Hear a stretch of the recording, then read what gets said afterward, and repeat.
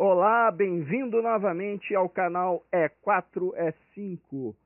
Vamos ver mais um vídeo sobre a abertura Ruy Lopes na variante fechada. Esse é o vídeo número 12. E nós vamos falar especificamente sobre uma famosa defesa chamada Chigorin. Defesa Chigorin leva o nome de um grande mestre que jogou na época de Steinitz, na virada do século XIX para o século XX. Era chamado por Steinitz como o último dos românticos. E essa alcunha se deve ao fato dele ter realmente um jogo extremamente agudo, um jogo puramente tático, de estilo clássico, que o Steinitz combatia com a sua nova escola científica, com o seu xadrez moderno, com os seus conceitos gerais de estratégia. E Chigorin dava muito trabalho para ele.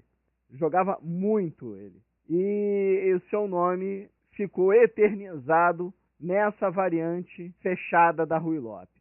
Então vamos iniciando o nosso estudo, fazendo aquela recapitulação que já é de praxe. A partir da posição inicial da Ruy Lopes, após 3 bispo B5, A6, linha principal, bispo A4, continuando pela linha principal e evitando a variante das trocas, que é um estudo disponível nos vídeos de 2 a 9.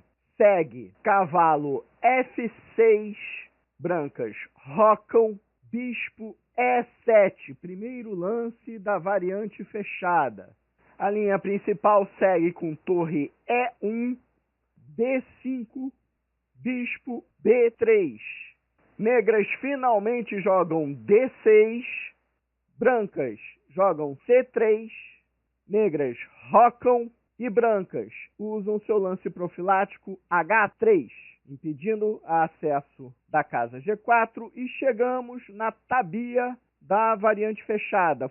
Esse é o ponto final da aula anterior e é onde nós vamos começar a nossa instrução de hoje. Então, nessa posição, a pergunta da contemplação é: o que as brancas querem? Acho bastante óbvio, não tem muito o que pensar. As brancas querem jogar D4. Está muito óbvio isso. Elas querem jogar D4, tentando formar um centro ideal, abrindo espaço na casa D2, que é por onde vai sair o cavalo de B. Bastante claro. Agora a minha pergunta é a seguinte: é vez das negras. O que as negras vão jogar? Por uma questão de lógica, as negras devem jogar um lance que seja contraponto a D4 da forma mais forte possível. Qual seria o lance que geraria a maior resistência ao domínio do centro branco? Qual peça negra consegue ter influência sobre a casa D4? A peça que melhor consegue fazer isso não tem alcance ainda, que é o peão de C. O peão que está em C7, atrás do cavalo, ele precisa ir para o centro e entrar para a luta. E não consegue, por causa do cavalo em C6. Então a questão filosófica aqui é: as negras querem muito jogar C5 e não podem, por causa do cavalo em C6. Então, o próximo movimento das negras é tirar o cavalo dessa posição, permitindo o lance C5. Essa é a grande opção. E para onde eu vou tirar esse cavalo? É claro que eu vou tentar coadunar o útil com o agradável. Se eu avançar o cavalo atacando uma peça, parece bastante lógico que o movimento deva ser bom. É claro que o xadrez não é um jogo tão lógico assim, senão a variante Breyer não deveria existir, e ela é uma excelente opção. A variante Breyer, para quem ainda não sabe, é recuar o cavalo para a casa original, cavalo B8, de volta, para remanobrar ele por D7. Um lance, a princípio, esquisitíssimo, mas funciona. Eu estou tentando colocar uma história mais ou menos com encadeamento lógico, mais para dar um sentido mnemônico do que, na verdade, existe lógica no xadrez. A questão é realmente de cálculo bruto. Funciona. Tanto recuar quanto avançar. No caso, a Chigorin é um avanço. Nós jogamos o cavalo para A5. E em A5 ele bate direto contra o bispo que está em B3, que as brancas querem preservar, e vão gastar um tempo recuando ele para a casa C2. Isso vai me dar tempo para jogar C5 antes que as brancas joguem o lance D4. Então, cavalo A5, brancas vão jogar bispo C2. E em seguida eu jogo C5, que era a minha intenção inicial o tempo todo. Brancas, por sua vez, também vão concretizar o seu plano. O que elas queriam desde o início? Jogar D4. E isso é feito agora, nesse momento. D4. E agora é a vez das negras, e elas vão manobrar a sua dama para a posição característica desta variante, da defesa Chigorin. Após essa posição, formamos uma nova tabia, e é essa tabia que leva o nome defesa Chigorin, após dama C7. Esse é o diagrama da defesa Chigorin. Note que nós estamos já no lance número 11. E estamos apenas na posição inicial da variante da abertura específica. O jogo ainda não começou para valer. Ainda estamos na abertura. Essa quantidade de teoria que existe na Ruy Lopes é que assusta muita gente. Porque ela já é muito estudada, a gente já sabe o que acontece nas diversas linhas. Então, o que nós estamos fazendo é apenas trilhando um dos caminhos das pedras que nós conhecemos que é bom. Se nós formos esmiuçar completamente, nós enlouquecemos. Não vale a pena. Vamos tentar nos fixar numa linha específica apenas. Senão, a gente fica biruta. Porque a partir deste ponto existem 3 variantes principais, 3 estratégias completamente diferentes uma da outra, com 3 jogos completamente diferentes. E devemos escolher por onde trilhar. Ou seja, existem 3 caminhos. E esses 3 caminhos são bem diferentes. Ou eu abro a coluna D, ou eu abro a coluna C, ou eu selo o centro. São as 3 opções que existem. Selar o centro, abrir a coluna D ou abrir a coluna C. Dessa forma fica bem mais fácil para entender do que ficar decorando a ordem dos lances. Observando no diagrama, vocês vão ver o que acontece em cada opção. Vai ficar bem mais fácil de entender. Então agora é vez das brancas, e aqui é bastante fácil saber qual é o lance que vai acontecer. As brancas precisam se desenvolver. O cavalo tem que sair da sua casa de origem, o cavalo de B. Então, cavalo de B para D2 é o lance da vez para as brancas, apesar de obstruir o caminho, temporariamente, do bispo de Casas Negras. E nesse momento agora, as negras vão querer se reposicionar. No caso, o cavalo em A5, ele não tem muitos destinos, então ele poderia retornar para C6, uma vez que o peão já avançou, ele não está mais atrapalhando. E o retorno do cavalo para C6 parece ser interessante. Agora, as brancas podem abrir a coluna D com peão captura C5, D captura C5, e a coluna D fica aberta. Na sequência, isso era usual antigamente, tem muitos jogos com essa configuração. O bispo de Casas Brancas das negras normalmente evolui por E6, o cavalo de B completa o seu passeio por F1 e pode terminar tanto em E3 como em G3, pela preferência do jogador, e essa era uma linha muito comum. Até que descobriram que selar o centro não prejudicava tanto assim as brancas, e as negras ficam numa posição bastante feia.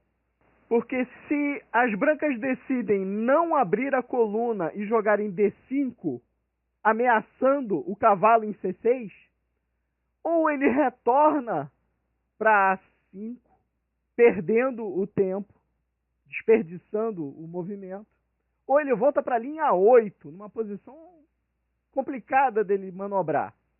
Se fosse para fazer isso voluntariamente, eu teria feito a linha de Breyer. Eu já teria recuado esse cavalo há muito tempo. Dá para manobrar, mas vai ficar um jogo com uma configuração um tanto ou quanto estranha. Alguém jogando de negras, vendo essa situação, parou e pensou: eu quero me submeter a isso? Eu quero que as brancas me submetam a uma decisão delas? Não, eu vou decidir no lugar das brancas. Então o jogo mais moderno, atual, antes de recuar o cavalo para C6, as negras optam por abrir a coluna. E no caso ela vai abrir a coluna C. C captura D, C captura D. E aí o cavalo pode recuar tranquilamente para C6. E é a partir desse ponto que vamos nos utilizar de dois exemplos de partidas. Uma mais antiga e outra mais nova. A mais antiga é datada de 1941, entre Boleslavski e Keres. E a ideia que surge para as brancas com essa ruptura diferente é que o cavalo, que agora está em D2, ele não deveria completar o seu passeio pela ala do rei, mas sim explorar a casa B3. Então, cavalo B3 é o lance característico dessa variante. Antigamente, não se tinha uma linha bem estabelecida, e vamos ver um exemplo em que não se joga a linha atual, que é enfrentando esse cavalo imediatamente. As negras tentam expulsar imediatamente o cavalo de B3. Nesse exemplo, Keres continua o desenvolvimento das negras com torre D8. E isso tira exatamente uma das poucas casas de manobra do cavalo em C6. E imediatamente as brancas selam a coluna D, jogando D5. O cavalo tem que retornar para A5 e força-se a troca. Cavalo captura A5, dama captura A5. Bispo E3, bispo D7, desenvolvimento esperado. Dama D2, forçando a troca. As brancas estão querendo forçar as trocas de uma maneira rápida. Dama captura, cavalo captura, não o bispo. Por quê? Eu quero jogar o meu cavalo lá para B3 de novo. Segue o desenvolvimento das negras com torre de D para C8.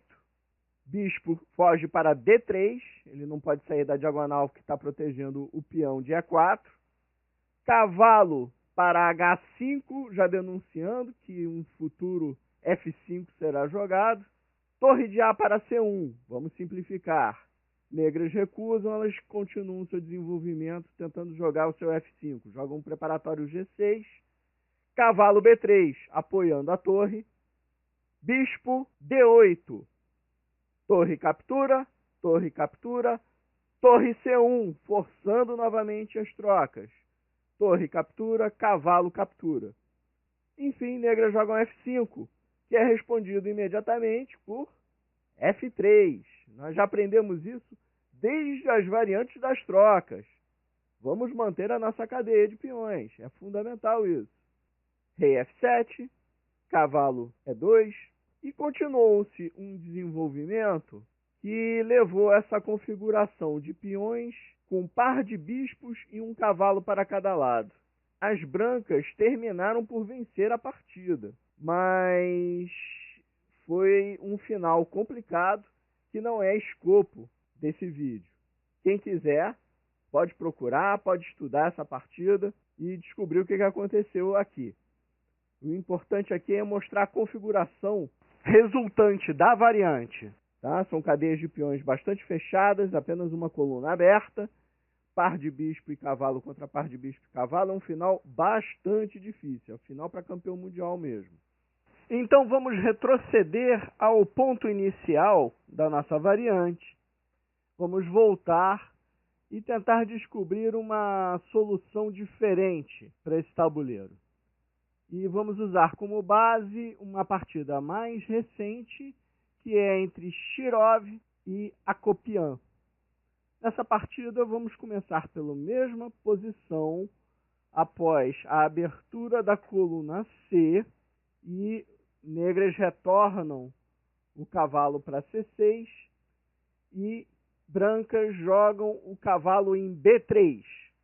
Como vimos na partida anterior, a ideia é que esse cavalo vai acabar provocando uma série de trocas que não agradam as negras. Então, dessa forma, vamos tentar uma outra solução. Vamos tentar atacar esse cavalo imediatamente. Então, as negras marcham o peão de A contra o cavalo. Imediatamente se joga A5, ameaçando vir para cima do cavalo, que vai ter que sair dessa posição. Ele vai ter que voltar para D2, o que vai bloquear de novo o bispo de casas negras. Então as brancas não têm outra oportunidade. Elas devem mobilizar o bispo de casas negras imediatamente, jogando bispo E3, e quando for atacado pelo peão, então recua para a casa D2 novamente. Depois desse recuo, bispo D7 por parte das negras e torre C1 por parte das brancas.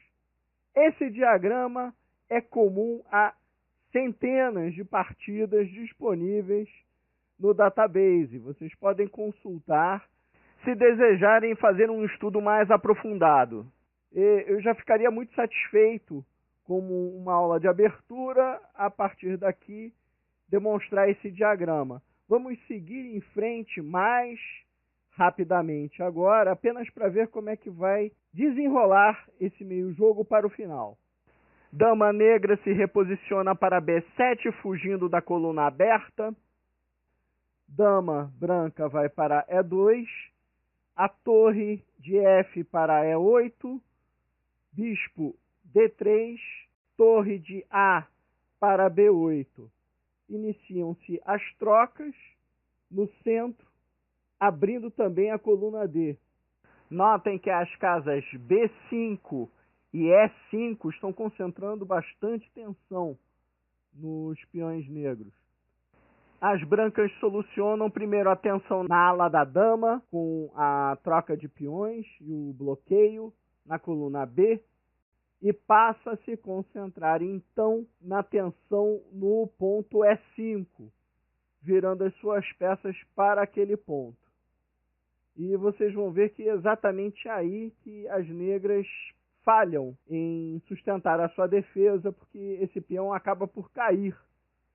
A queda desse peão vai deixar as brancas com uma vantagem material que exigiu uma grande destreza das negras para impedir a vitória das brancas, conseguindo sustentar um empate, impedindo que a maioria de peões brancos promovesse. Infelizmente esse vídeo ficou um pouco mais longo do que de costume, mas já terminamos. No próximo vídeo vamos ver a variante Breyer, que é a solução com cavalo B8 no início da nossa tabia, da variante fechada. Então até a próxima, por favor, dê uma curtida, inscreva-se no canal se você ainda não fez isso, ajude e colabore com esse trabalho. Obrigado